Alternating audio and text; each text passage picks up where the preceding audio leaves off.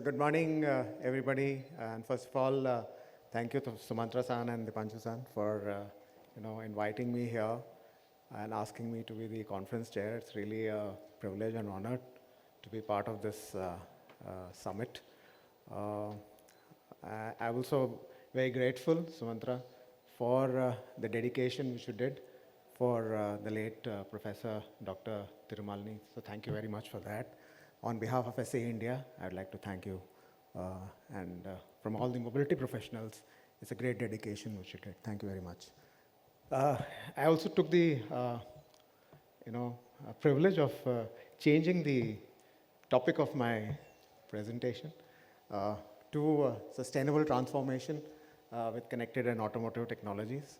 I believe that the roadmap is something which we all need to prepare jointly.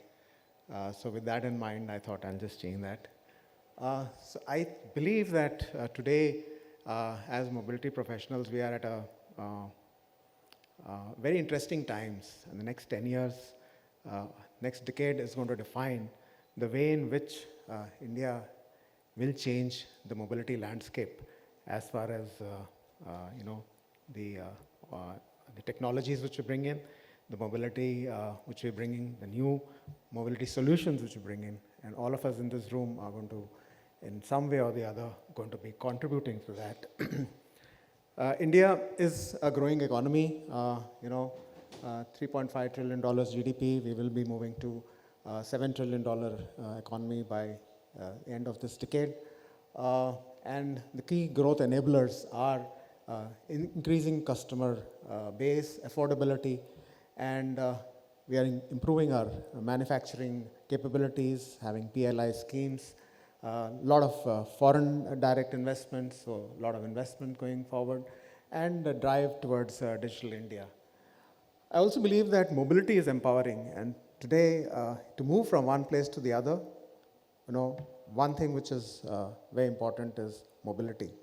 And it empowers you, it gives you the freedom to travel, and that's what we all look forward to. And the automobile industry today contributes to about 7% of the GDP, and it's going to grow much further. And as far as the manufacturing GDP is concerned, it's almost 50%. So it is going to be a key driver, and all of us are going to be participating in this in some way or the other towards this growth. So let's have a look at, there's a slide which I like very much, is the way in which India moves. And if you see here, what we all talk about as private transportation, just about 15%. 12% is two-wheelers. 3% is four-wheelers. And that's the mobility, that's the way we move. 18% is public transport. 30% don't travel at all in India. And that's a huge opportunity. 13% on bicycle and 23% on foot.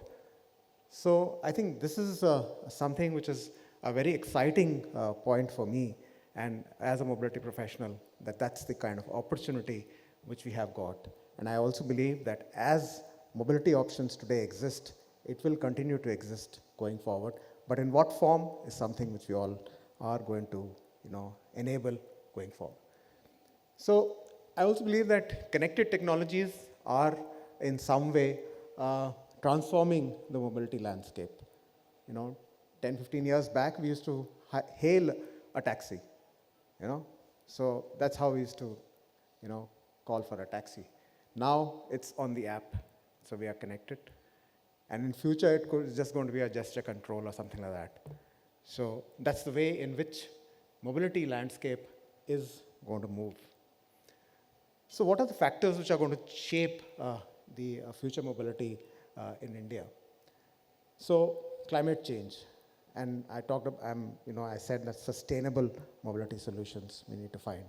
So we are all aware of COP26 and the commitments which India has given towards that. And we need to reduce our carbon footprint, and we need to make it sustainable. We have a very ambitious target of net zero by 2070. World is moving in 2050, but for our economic reasons, we need more time to do that. Second, the changing demographics. India is one of the youngest countries. We have that demographic dividend which is there, which is going to enable this. And the average median age in India will be about 32 years by 2030.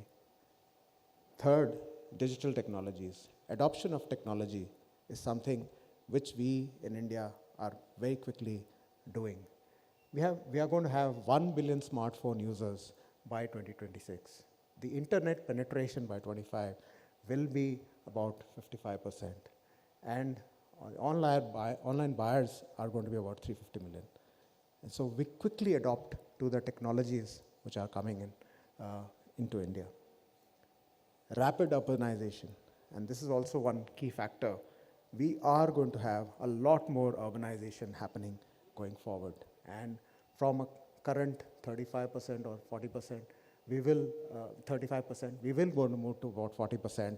And going forward by 2040, 47, the Amrit Kal, it's going to be much, much more because we will be a $27 trillion economy by that time. And so India will have one of the largest urban communities in the world. And while we today occupy only about 3% of the urban spaces, we contribute to about 60% of the GDP. And so these megatrends are going to transform the mobility industry. So we also, the state governments, in the central government, all looking at smart cities, ushering in urban discourse in India. We're talking about smart mobility, smart technology, smart energy, IoT, smart infrastructure, smart healthcare. Everything is going to be connected going forward. Other thing which is happening, and this is something which, you know, the Honorable Minister, Mr. Gadkari, is pushing for, is the road infrastructure. And India today has the second largest road network, and we are pushing the limits. A lot of key infra development is happening. If you happen to see the new Delhi-Mumbai expressway, which is being built, it's as a state-of-the-art infrastructure which is going to be built, and many more such projects are being undertaken. And so all of this is going to enable a mobility in a much more and a different way. We are increasing the speed limits. Today, the highways are at 80 kilometers, expressways going to 120. There is a push to go towards 140 kilometers. And so therefore, that's another change which is happening. But now let's have a look at what are the concerns and challenges which are in front of us as India. So as India, road accidents. We are today number 3 in road accidents. We are number 1 in road deaths. Over 400 people die every day in India due to road accidents. And that's something which is we need to take cognizance of when we are building this infrastructure and we are looking at mobility, connectivity, and so on. The other infrastructure challenges, traffic congestion, the city road conditions, speed signs not being placed properly, unmarked speed breakers, specific walkways for pedestrians not being available, and lane markings not being there or fading. All of this are enablers in some way for autonomous, but that's where I think that's a huge challenge which we are going to face. And this infrastructure development is going to be a key enabler for autonomous technology adoption. As customers and commuting on a daily basis, we are spending a lot more time today in the car. And you can see this, and I apologize to the Bangaloreans, the time which we take to commute from point A to point B. It's quite high, and for a very short distance, this is what happens, that it takes about 30 minutes for a 10-kilometer drive. And it could be longer at certain times. So what I'm trying to say here is that car is today becoming a third living space apart from the home and work. And so the customer is today looking for a lot more comfort and convenience when he's commuting on a daily basis. So also let's see the global situation, how it has changed, and it is likely to change going forward. what are the interventions which are being talked about there. We have dedicated lanes for bicycles. We have seamless connectivity, multimodal transport, last mile connectivity, public infrastructure for transportation. And you can, in a place like Japan, you can actually predict if you have to go to a meeting at 11 o'clock, you can start at a particular time and you can reach there on time. So that's the kind of seamless connectivity which is available in developed the world.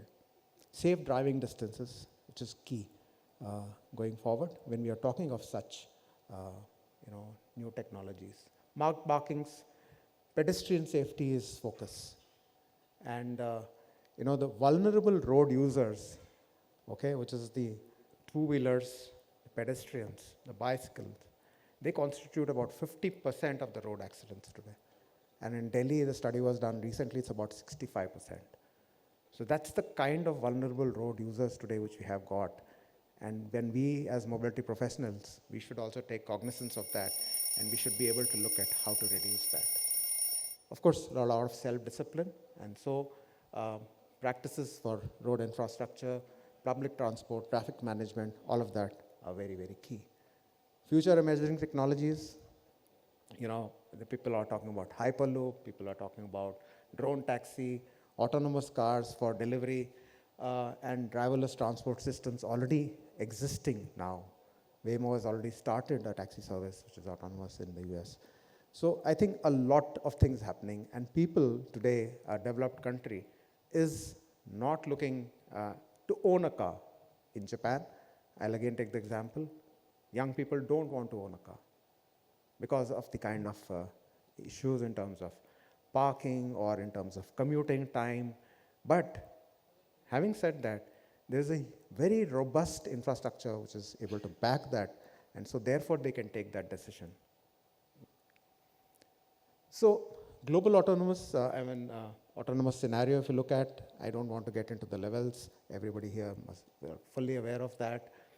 But one thing which is important to look at here is that, and this is an analysis which is done by Morgan Stanley. So the market share in 2020 for level 1 was about 76%, and estimated to be only about 20% because it will move to level 2 and level 3. And level 2 and level 3 by 2030 globally is going to be much, much higher. The penetration of L1 and above world over is 70%, and today in India it's less than 1%. So that's the kind of shift and change which we need to actually look at going forward. And we need to jointly define India-specific autonomy roadmap. And that's something which I believe is very, very important. A solution which exists anywhere else in the world, our unique situation, our unique environment, ecosystem, mobility requires very, very specific initiatives. So looking at all of this, what are the learnings as far as all of us is concerned? So we need to focus on pedestrians, two-wheelers within the ecosystem. We need to do that. We need to have superior infrastructure. It's a given. It's a no-brainer. Expansion of pockets of excellence, which we have got. Education is very, very important. Multimodal transport is going to be key.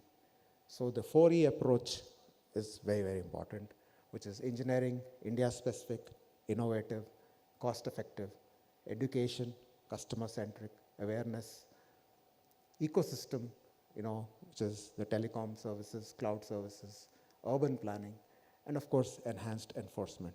All of this is going to be key, and we need to, balance this 50% vulnerable road users, which is the two-wheeler, on-foot, bicycle population, the fatalities which are happening today. How can we reduce that? And the solutions which and I'm again repeating this, the solutions which exist outside in the developed world may not necessarily get transformed to India as it is. So what is the Indian customer requirement? So that's something which we all strive for. That's all what we work for. We as engineers look at the latent need of the market, of the customer, and try to find solutions. So what is it? Today the customer's life is centered around connectivity. Everything is connected.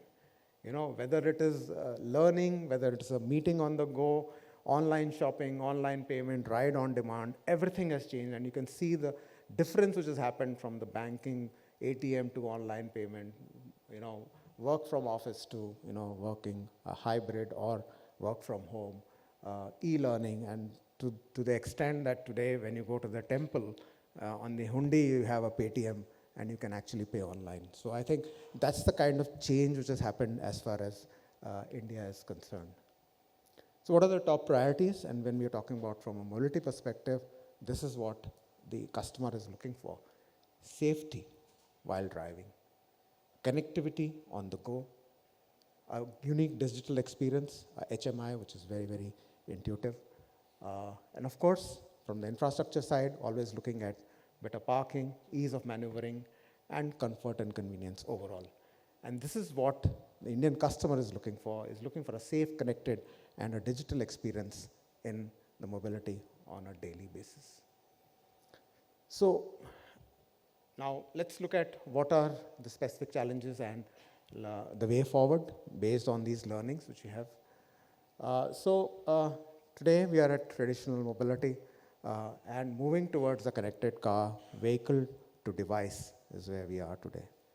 And going forward, there is, we need to create a roadmap of autonomous, a technology which is going to enable and to be a means to an end. A means to an end which is going to be making transportation and mobility safe. It is going to reduce road accidents. And it is going to make, moving from place A to place B comfortable, convenient, and easy, and affordable. I think that is something which we need to look at. And therefore, going forward, autonomous, shared, connected, this is going to be a reality. In what form it is, we need to enable all the vectors in India for ensuring this roadmap. So we need to have enablement. So vehicle to device is something which we are already enabled. Vehicle to vehicle is the next step. We should be able to predict accidents. We should be able to predict blind spots and such, interventions for improving the overall safety on the road. And of course, ultimately, the utopia is, of course, go to autonomous. And that's something which we all need to look at, and that's the complexity in terms of communication and technology which we will be building in our vehicles. But it has to be commensurate with the infrastructure, need of the market, and also what is the results which it is going to bring about. So current situation, the transportation, last mile connectivity and robust infrastructure not being available for public transport. Increasingly, people continue to build vehicles. And me as a mobility professional, it is in a way good, but it's not good for a sustainable mobility solution. What we need to look at is, in the future, we need to have a multimodal transport. We need to have private transportation for leisure, for moving from place A to place B, last mile connectivity. We need to have shared mobility. We need to have public transportation. It has to be reliable, cost-effective, accessible, safe. So, and in this journey, the connected technology will be a pivot which is going to achieve this overall balance for us. So another key point which I would also like to make, and this is something which is very important as far as India is concerned, that how do we localize? Any technology which we bring, we need to democratize it, and that's going to be key. Many of these, whatever we are going to be doing, we need to localize the radar and lidar and all the cameras and so on and so forth. And that's something which is going to be key, which is going to enable a lot more penetration of these technologies going forward. And that, I believe, is important. So localization is an imperative, which is going to be key. I also believe that in future, we are going to move towards software-defined vehicles. Every manufacturer in the world is going to do that. Number of controllers which are going to be there, that is increasing, and you have to go towards that approach. And the connectivity which is there within the vehicle and to the infrastructure and to other vehicles. That is going to be key. Cybersecurity is going to be key. And so there is a lot more which we need to do once we are connecting our vehicles going forward. And I think the other important aspect, which of course I have not touched here, is going to be people challenge, how we are going to enable all of this. People are going to be key, how we are going to be enabling building capability and the skill required for enabling some of these solutions is, I believe, going to be very, very important.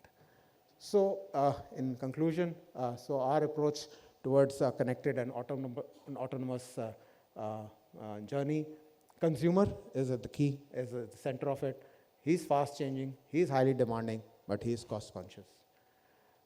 Infrastructure, environment needs to change. There are pockets of excellence which exist, but we need to, in the transition, make that, enable that, and grow that. Many more projects are required which are under development, which can enable this. And we need a clear balance between highway as well as urban road spaces, how that journey is going to happen. And of course, regulatory perspective, I think is very, very important. Applying any regulation which is there as it is, I believe is not the right method. We need to work in India towards that development, and today many test agencies and regulators are also present in the audience. My urge is the OEMs, the technology providers, and the test agencies and government. We need to have a lot more testing of vehicles in this current environment and build regulations which are going to be commensurate for India. And that's going to be the enablement towards a connected and autonomous space going forward. And so this is going to be a societal and a groundbreaking transformation, I believe, which is going to influence and shape the future mobility and quality of life. By making mobility accessible, by making mobility efficient and environment friendly, by making it comfortable, by making it safe. Thank you very much for your patience, and let's collaborate for building a better India. Thank you.